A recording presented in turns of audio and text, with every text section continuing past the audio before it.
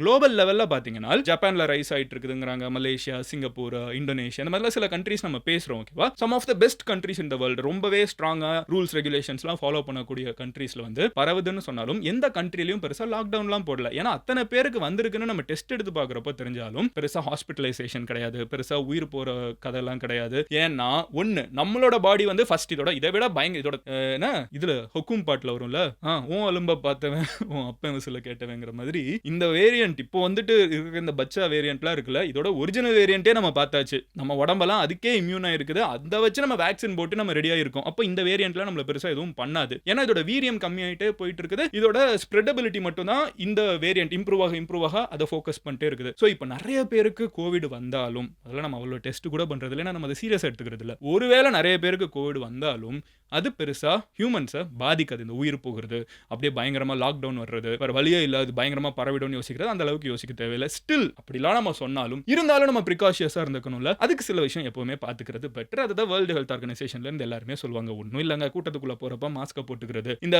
Airport, bus stand, railway station, public space திடீர்னு யார்கிட்ட இருந்தாலும் நம்மளுக்கு ஜம்ப் ஆகுங்கிற நேரத்துல மாஸ்க் போட்டுக்கிறது ஒரு பேசிக்கான விஷயம். வெளியே போயிட்டு வந்தா கையை கழுவுறது. கரெக்ட்டா? இதுதான் கதை. வேற ஒண்ணும் பெருசா கிடையாது. கோவிட் பரவுதான்னு கேட்டீங்கன்னா பரவுது. ஆனா அதனால லாக்டவுன் வருமா? அதனால ஏதாவது பெருசா பயப்பட தேவையானா? 0. அப்படி கவலையே பட வேணாம்.